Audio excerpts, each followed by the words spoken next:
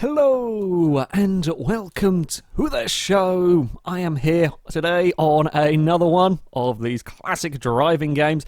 Going to be playing some Juiced. I never played this game around the time where it came out. You know, it was kind of a Need for Speed Underground Midnight Club rival, but yeah, I never played either the first one or the second one particularly, so yeah, I kind of saw this. I got it for £1. It's not exactly a large amount of money, and I was curious to see how it would hold up, and you know, if it was a decent game. I actually really quite like it. I really do quite like this game. We shall do some more of the career mode. You can set up custom races, you can go race in the arcade, and so on. But yeah, we'll go for the career mode. It's actually I quite like the way that it does things. You can tell the game is quite old. You know, you can see from the cars going around the loading screens, the sort of modifications to the car. It's very Need for Speed Underground 2-esque. I think it's actually slightly less sort of ridiculous on these cars. From what I've seen, there are still some odd body kits, but on the whole, it's not too bad, really. I have played a little bit of this game, played through a few of the races. So the way that the kind of campaign works is broken down into a calendar. It's actually quite a neat little system of doing things. It means that if you don't want to take part in a certain event, perhaps, I don't know, can we find something? I don't know what point to point is. We'll have to come back to have a look at that. Let's say the show-off event. So this is one where you have to do stunts and tricks and so on. If you don't fancy doing that, perhaps you don't have a rear-wheel drive car that's capable of doing the drifting and whatnot, you don't have to. You can go and skip ahead and pick and choose the events that you want to do. The cars are broken down into classes. You'll see by the little number in the bottom right-hand side what class of vehicle you want. I've only unlocked Class 8 and Class 7 at the moment. Where shall we go first? That's the event that I just done. No, I can't be bothered with that one. I don't think I've done this race. So far, quite a few of the events have kind of repeated themselves. I've only driven on a few tracks at the moment. I'm hoping that will improve. But yeah, we will skip ahead to this date. There we go. Now, you can choose to sit and watch the race if you want. I'm not quite sure why you would, but there is a whole kind of aspect of building up a crew. And I don't know if you select watch a race, you can then send one of your crew members to go and compete in it for you. We're going to enter the race ourselves, though. As I said, you create your own little racing team. I have one guy who has signed up to join. Not that I would ever send him out, because I'd much rather do the driving myself, but there we go. So I shall go out, and I shall be taking my car, a Mitsubishi Eclipse. This one, you kind of get up to the next tier of car relatively quickly. You get up to tier 7 and so on.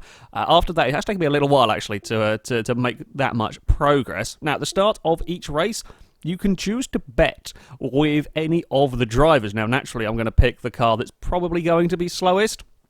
Over here, the Focus got the least horsepower of the lot of them. The driver has the least skill. Now, composure, I think, is the likelihood for them to make a mistake.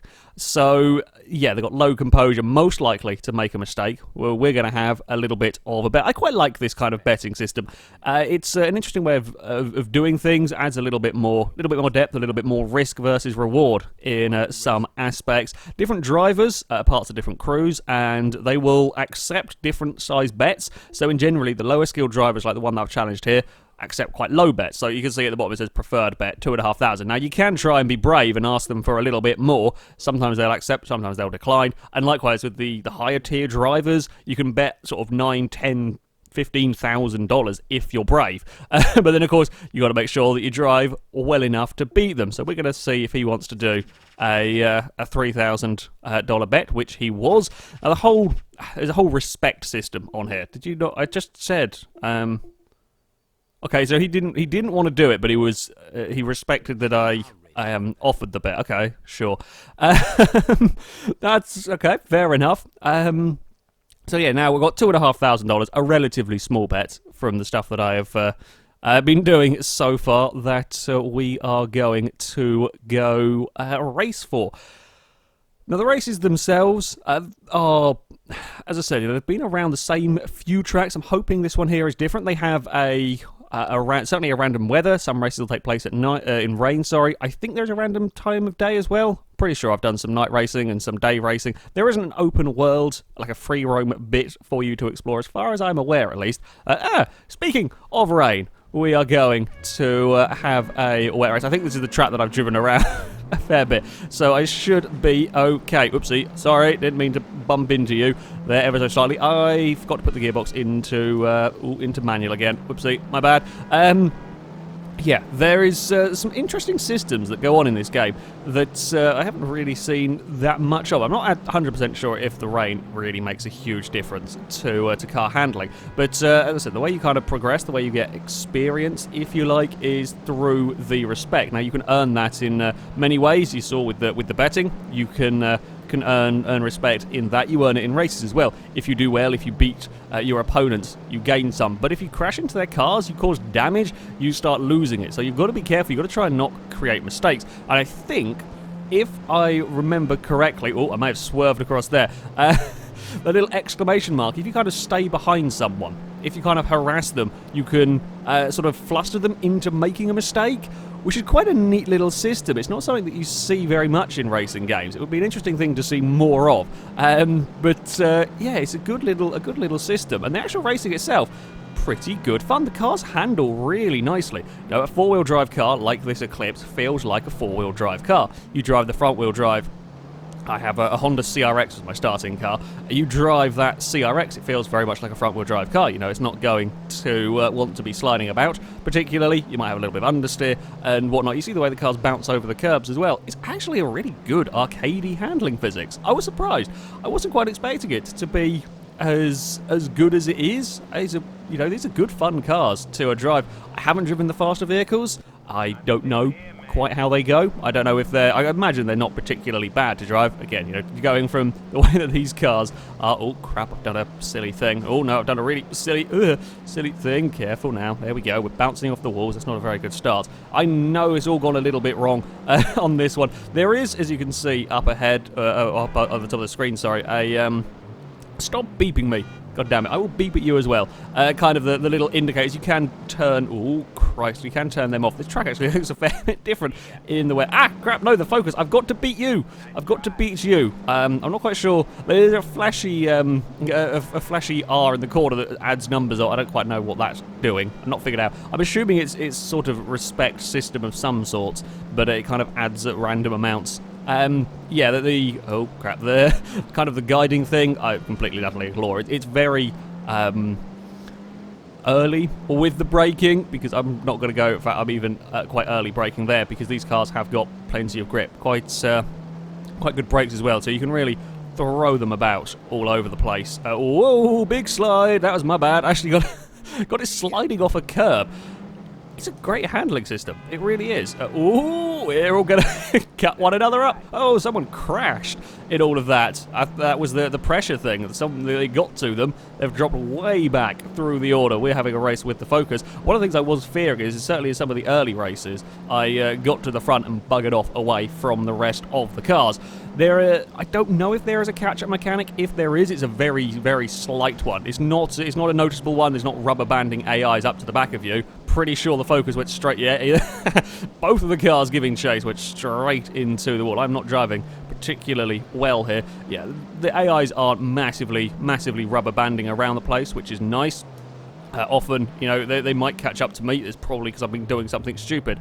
Oh, crap. There is a slight invisible wall around both of these hairpins that I have found. If you try and cut it a little too fine, you can get caught up on it, which is a little bit of a shame. It's something to look out for. You can't try and get it too cheeky with the corner cutting. But, yeah, aside from that, it's... yeah, I'm impressed with the races. We have got ourselves quite a nice little healthy gap. I might as well use some nitro here. The nitro is... It's not too crazy a nitro. It's not sort of like instant warp speed, but it does give you a nice boost. Actually, a decent amount of nitro as well. And it doesn't top itself up as it goes through the race, so you've got to be careful with how you use it. I've got to remember to use it. I tend to save it all till the end and then forget about it, so never actually used it. And there we go. That was... one of the races. That's the racetrack that I've driven around quite a few times, so kind of know it's a fair bit. I'm going to have a look at the point-to-point race, because I don't actually know what that one is. I haven't competed in a point-to-point race on here. And again, I have no doubt as you go through the campaign, you will get to experience more tracks. Yeah, we won 5,500 for winning the race, and I guess we got another bit from the bet, or was that all from the bet? I'm not 100% sure. Oh no, there we go. Yeah, that was from the race. Then we get the 5,000 from the bet, and then we have our little respect system here. So I lost 12 and 2 and 2 from 3 people because of the odd little bump in all of that. But I didn't gain any from them for beating them in the race, but we gained some with other people for winning the race and so on. So we'll skip that. And you can see the way that the bars work. When you get up to 600 respect with someone, you can challenge them to a pink slip race and win their car. The first guy, I've already got his Corolla. And yeah, as you go through, provided you don't bump into them constantly, you will gain respect, so you can make progress through the campaign. And I think you might have to win a pink slip race against essentially the next team before you can move up to buy the next tier of car. I think that's how it works. At the end of each race, you will be taken back to the workshop where you will have to repair your vehicle. 605, that's actually quite a fair bit of damage. Normally it's under 500. Or is it exactly 500? Not sure. But yeah, you've got to repair and maintain the vehicle. And as you can see, I think the car was kind of all dinged up and scratched along the side and whatnot. Now, you will have noticed we have got some sponsor stickers on the vehicle. And of course, car upgrading, big part of this game. We'll go into customize the vehicle. You've got, as you would expect, all of the modifying of the appearances, so you can change the front bumper. Certainly the vehicles that I've come across have all had 3 options for every single part of the vehicle, and unlike in Underground 2 where they're kind of the same option spread across them all, they do vary by car. So there's actually a fair amount of customization available for these vehicles. Much like Underground, it is a little dated, but it's not bad. I don't think it's certainly not as terrible as some of the stuff that Underground did. Wheels, you've got your various manufacturers, and then inside here you've got you've got a fair amount of choice in all of this. Shall we go? Actually, quite like. I tend to like sort of the big multi-spoke wheels. Do you know what? It's just a personal preference. Where were the nice ones that I saw? Were they in here? I was just flicking through these earlier to kind of just see what sort of option. These ones here. Yeah, I do quite like these. Kind of racing wheels. They're the ones that I tend to use on Forza. If I'm going for something, I'll go for... God, I can't remember the name of them. I know exactly where they are in the list, but I can't remember the damn name of the things. What ones do we... I don't actually like any of those side skirts, so we'll keep the standard one. Rear spoiler. Oh, you can have some mighty wings on here. There are some impressive tabletops. Look at these. They are quite spectacular. We can go for the Supra-esque wing there. Sure, let's go for this. I don't think, aside from visually, I don't think there is any kind of benefit from having the parts. I was going to eventually get to talk about why we have sponsor stickers on the car. Yeah, we'll go for that one. Okay, it costs a bit of money and so on, but yeah, you can modify these cars, all of them so far, quite well. I assume again the further ones down the line you can. There are no supercars in this game. It goes up to kind of R34 Skyline, Mitsubishi 3000 GT. I think Nissan 350Z might be in here. That's kind of like the top tier of vehicles. Again, very similar to Underground 2. Your window tint, neons. Change the colour of the dials if you want, so we can have a nice orange. Yeah, I do quite like that, actually. You can add in-car entertainment. I don't actually know what this does, but if you want to, you can add that there. And you can actually change the horn. If you want to do... There's no crazy horns, not quite like not Need for Speed, GTA 5, but you can have a different horn on the car if you want. You can actually use the horn, I believe, to intimidate the other drivers, potentially, anyway. I think that's what they're doing to me. The sponsor stickers, I'll eventually get around to that. When you upgrade the performance of the vehicle, let's say we want to do some suspension. We currently have got level 1 suspension. Let's say I want to upgrade it to level 3. You've got a choice of manufacturers, and you can see at the top, they each have their own slight variations on what the suspension does. So, for example, the Bliston suspension gives you 3.5 bars of braking and almost full handling, but if you go for the leather suspension, you get more braking but not quite as much handling. It's quite a nice way of doing it. All the Spax gives you best handling, but the lowest braking of the lot, and I think it's maybe fractionally better than that one. But yeah, you get the idea. They all have their own little differences, so you can choose which one you want, whether you want to go for full handling or whether perhaps you want better braking. And when you buy and apply these parts, it automatically sticks a sponsor decal on your car. You can take it off if you don't want it, but you can rearrange them as well. I quite like that as a system. I quite like that as a system for kind of automatically adding stuff. You see there, the front fender, we changed from what we had to now having a Spax one, sorry, whichever. Yeah, you can adjust the ride height, so you can raise or lower the car. This came actually as standard. It was right down to the bottom. It's not quite got as much tuning as some games have, but it's still pretty good going. As I said, with the class system of vehicles, let's say we want to go for a slightly upgraded exhaust. Does it change? Ah, yes, you can change the exhaust tip and so on. As you upgrade these, it'll push the car up through the classes. I don't quite want to put this up into class 6. I wonder if I can get away with a little bit. Apparently not. So yeah, it's a little bit like the Forza system, really. I don't know how balanced it is. I haven't got far enough through it to really check. But most of the races I'm finding, you have a top tier car, it'll be competitive. I don't know if the AI scale to what you're driving within a class. But there are the options there, and again, you've got all of these manufacturers to choose from. There is not a huge amount in the way of car painting. You can pick a basic colour for the vehicle. You can paint the colour of the wheels. You can do whereabouts is it? I think it's in here somewhere. Yeah, you can move stuff around. You actually you can change the colour of them. Okay, you change the colour of them all as a group. Okay, yeah, we're good with white because of the colour of my car. I could make my car orange and paint the sponsors back. Actually, let's go do that. Where do we paint? I swear I saw a choose a colour. There we go. Know what I'm doing, honestly. Base colour. Yes, we shall have a nice orange, something like maybe a little bit brighter. So yeah, you've got plenty of options. You've got the full spectrum to paint your car. Yes, I would like to buy that paint. It's 1,000 on there, and then we can. That's where the decals is. We can change the colour of these, make them. Actually, doesn't look as good with black. I think there's just not quite enough detail on them for that to work. Still looks better with whites. You can add decals on the vehicle, but I think they are just stuck where they are. So kind of as they come on the car. It's nice that there's the option, but yeah, it's not quite as detailed as some stuff. But you can do a fair bit to the vehicles, and I quite like the way of choosing manufacturer parts for different bits, and that they all have their own advantages and disadvantages in part wise. So there we go. The Eclipse, it doesn't look too bad. It's not quite as ricey as Need for Speed. It is relatively, but it's not. I don't think it's quite as bad as Underground 2 and so on. Right, let's back out of here. Leave the workshop. You can put the car on a dyno and so on. There are. I'll get through all of this stuff eventually. There's quite a lot to go through. You can automatically upgrade your car to a certain level, so you can max out. If you don't want to go through buying the parts individually, you can go just buy sort of in bulk. It'll increase all of the bits, so I can stick it straight up into to class 6. One more thing, I will eventually get through it all. You can make kind of adjustments to your ECU, so you can have it running higher power. Yeah, it's just a small thing, but it's I like the details. I like the little details in this one. Of course, naturally, I've got it on the highest. I don't think there's any disadvantage to putting it on the highest, except for the fact that it costs money to do it. I don't think there's actually any disadvantage to it, really. But yeah, it's a cool thing to have. And of course, you got your nitro and etc. turbos and tyres. It's not quite as detailed. It does miss out a few bits. It's not quite all of the kind of engine parts that you could upgrade, but it does a good enough job, certainly. Okay, we shall go and look at the campaign mode a little bit more. Go back to the menu.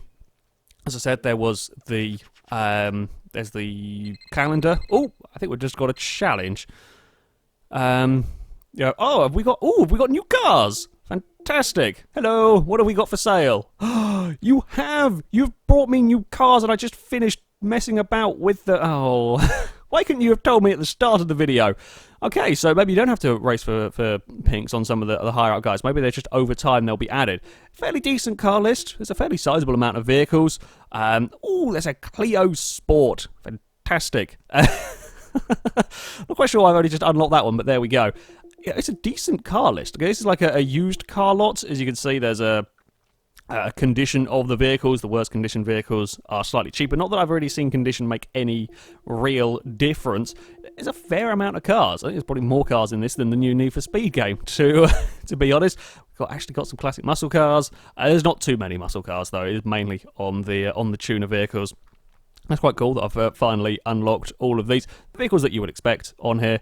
Yeah, I quite look forward to having a go with them potentially. I'll go and do the races now. Aside from the actual calendar events, there is the whole phone thing. If you go in here, you can call up the kind of crews that you have been racing against. and sometimes, or they'll each have challenges that you can go up against. When you're a high enough tier, you can ask them to race for pinks. He won't do it now, but you can go in these challenges, and they'll ask you to complete certain goals. It's not the one with okay, this isn't the one that I wanted to to challenge. So you got a lap time, but you got to beat it in that specific car. So you've got to find.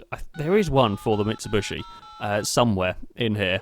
Yes, hello. Can we come and do some of the races? Yes, let's have a look at the challenges. There we go. It'll tell you if you completed it. I don't know how these top speed challenges work. I don't know if it's like a section of motorway you've got to get up to 140 or a section of track, because I haven't got the right car to go and race them. So we'll go to this circuit again. This is quite a good fun little track, and then we've got to try and beat the time. I don't think there's any penalty for failing with these.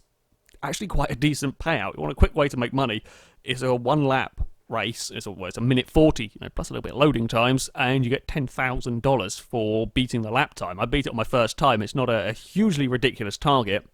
It does help if you had a modified car. I did try one of these with the kind of the standard car. I think it was with the CRX, one of the early things I tried to do it with the standard car, and it wasn't quite enough, so you'll have to modify it up a little bit. But oh, everything's actually changed. That's quite neat. It will change all of the gauges around. So if you change, I quite like it. It's changed everything. Now has a nice orange tint. Fantastic. That's what I like to see in my racing games.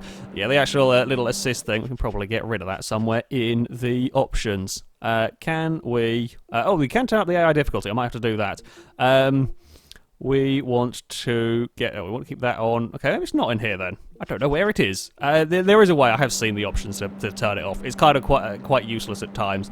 But yeah, you can turn it off. There is a way to do it. It might be in a different options somewhere else. This circuit is it's like an oval. It's a part of an oval, and then kind of splits off to go around the back. I don't know if you get to race on the oval itself. Kind of seemed like a shame if there wasn't oval racing, considering there's kind of an oval area here. We out of gears.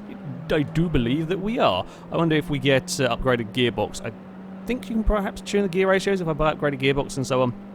It's yeah, I'm really impressed. I'm really impressed with this game. It's a very solid. I mean, for me, Need for Speed Underground 2 was a fantastic driving game. It was the game that I played many hours on as a kid. I absolutely adored Underground 2, and it is. It's a fantastic game. It holds up very well today. Having never played this, and this being such an obvious rival to Need for Speed, I didn't know how it was going to compare, how it was going to stack up against it. It's really pretty good. I think I would still perhaps have Underground 2 slightly ahead of this one. I like sort of the free roaming aspect and some of the really crazy, you can get bouncy hydraulic cars if you want to be really silly with the vehicles and whatnot. I would perhaps put Underground ahead, but it's not miles, it's not streaks ahead of this particular game. This one is certainly an awful lot of fun. Oh, I was pushing my luck there. That wasn't a particularly good lap. But yeah, definitely a very solid rival for Underground 2. I've had a lot of fun with it. The cars are great to drive. Plenty of upgrading and tuning. You can fiddle about with the cars. Considerable amount. I think it doesn't look too bad either. Again, considering the age, I think it's actually quite a decent looking game. It certainly held up very well. So yeah, it was definitely worth picking up rather cheaply. This one, I'm glad I've had a go with this game. I really am. I did kind of missed out in not having it. So I would have loved this game around the time I was playing Underground 2. It would have been great fun. There we go. We've got. We don't win anymore. God damn it! I thought we could. That's disappointing. I thought we could keep going through and spamming that. Okay, you only get the prize money once. Disappointing. You do get some respect though for doing it. Okay, that's a little disappointing. Never mind. Yeah, that was Juiced. It is a great car tuning and car racing game. I much prefer this to the new Need for Speed. Well, 2015 has got slightly better graphics. This one, cars are a lot more fun. There's a bigger car list, and the upgrading is just as good on here, really.